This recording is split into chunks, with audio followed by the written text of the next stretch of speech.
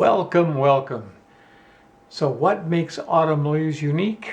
Well, perhaps it's because it magically weaves its way in between major and minor throughout the song. That's right, the song slides back and forth between the major key and its related minor, which of course shares the same key signature. Quite novel for pop songs, but by no means totally unique. Now, before we jump into what makes Autumn Leaves tick, let's look at a song that does exactly the same thing. This song only has 4 chords, but interestingly, it follows the same path as Autumn Leaves, but in an extremely simplified manner. It is from the musical Hair, performed back in the 60s, that had nudity front and center stage. Rather novel for certainly back then. The song, Let the Sunshine In. Let's look at this 4-chord wonder between minor and its related major. 4 chords: E7, A minor, F, and C. And that's it.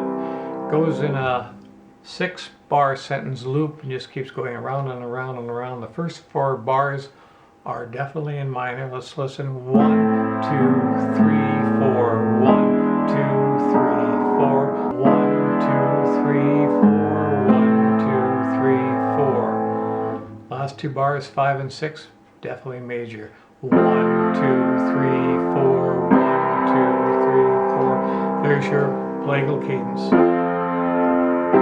4-1, F to C. So let's give that a listen. I want you to listen carefully and see if you can pick out when it's minor and when it's major and vice versa. Here we go.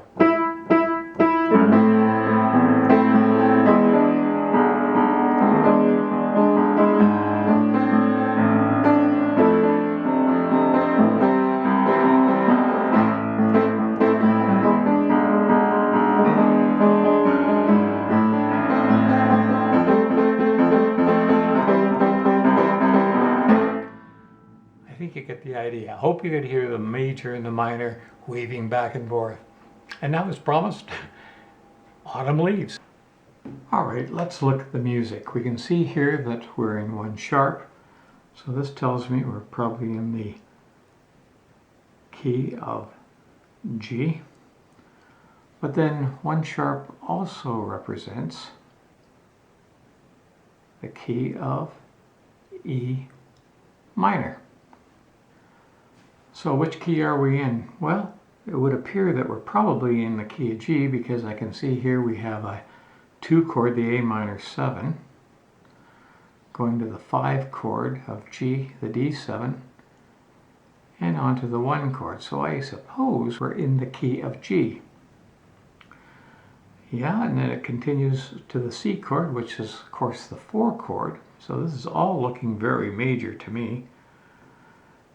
And to the A minor, 4 going down to a 2 chord. So we're all tickety-boo in the key of G, except I look at the next chord over here and I see a B7, not part of the key of G at all. So this A minor could represent the 4 chord in E minor. If that's the case, then this would be considered a pivot chord, setting up, so the 4 chord now setting up the 5 chord and moving on to the 1 chord in E minor. Notice there's no 7th there, because that would destabilize the tonic minor flavor. So E minor is left without a 7th. And then we come down to the next line. We go to, well, it looks like the E minor is going up to the 4 chord. And that's all tickety-boo, or in E minor, but then I look ahead and I see a D7. Really doesn't belong too much in the key of E minor, but it does belong in the key of G. I believe this must be another pivot chord. This is probably going to come across as a 2 chord to set up the 5 chord and into the 1 chord. So again, this chord A minor 7 is a pivot chord. To the 4 chord, down to the 2 chord in G. And what the heck is this? Well, I don't believe we're any more in the key of G major we can think of. So is this chord?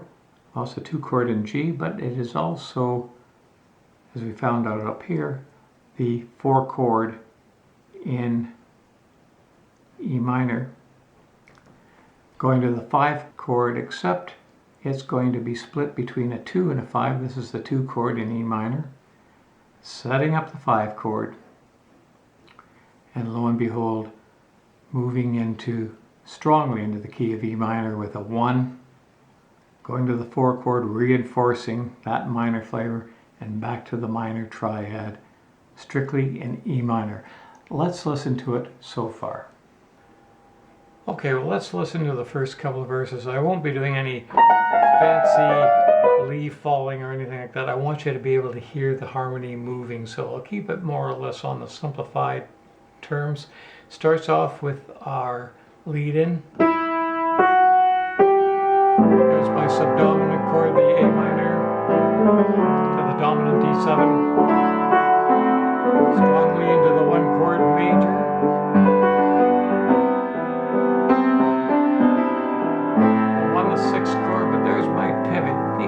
That minor flavor wants to push it into the minor 5 chord, the B7.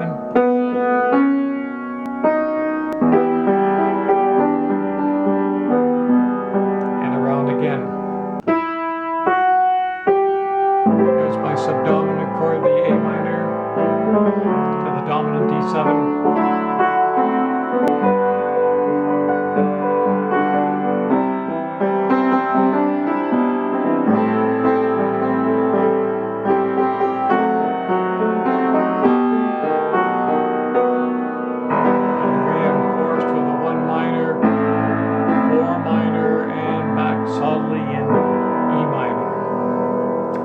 Let's look at the bridge, sometimes referred to as the release. Moving into the bridge, as I mentioned, we have a firm handle on E minor, 1, 4, 1, very strong into minor. It remains in minor because the B7 is the 5 of E minor, so we are still definitely in the key of E minor, and we arrive on the tonic 1 chord, up to the E minor 4 chord. But with that D7, it's a pivot chord. It also becomes the 2 chord in G major. So another pivot chord. To the 5, strongly into the 1 chord in major. And when you listen to this, you'll hear it sliding in between major and minor. Really neat. Doesn't stay there though. It goes over to the 2 chord of E minor.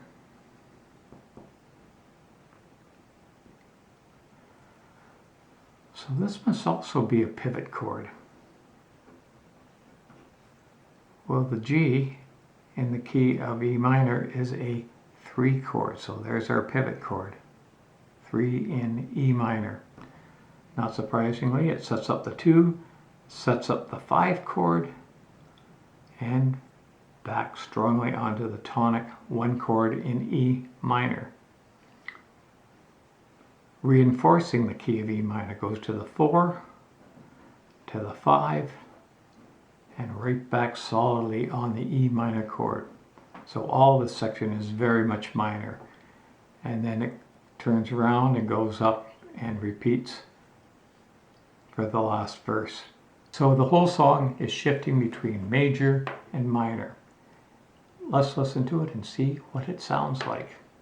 So as you recall, we ended on a strong 1, 4, 1 in E minor. E minor, A minor, E minor. The bridge continues in minor.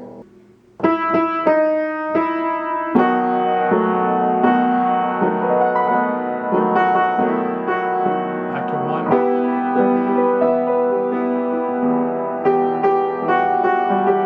You can hear it pulling out of the minor into major.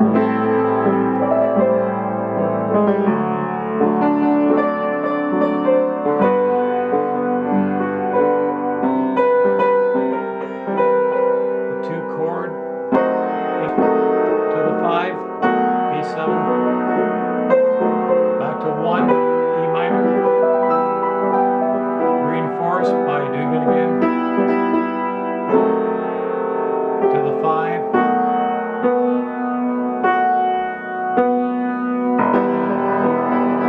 Back on 1 in E minor.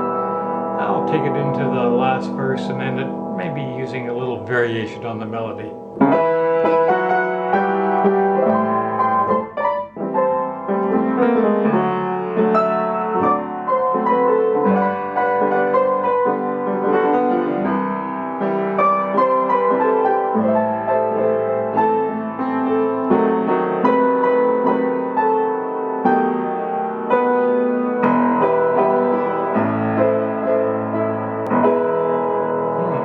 A little tierce to pickety. That's where you end on a major chord rather than the minor chord. Instead of 1, it becomes E major. Also referred to as the pickety third because it affects the third of the chord. So you just arbitrarily end on the major chord rather than a minor chord. Why? Well, because we can, and it's fun. Well, folks, there you have the rest of the story of a clever song written that can really affect the psyche. Thanks for joining me as we analyze this great song. Hope you'll subscribe. Please keep safe and keep well. And until next time, ciao.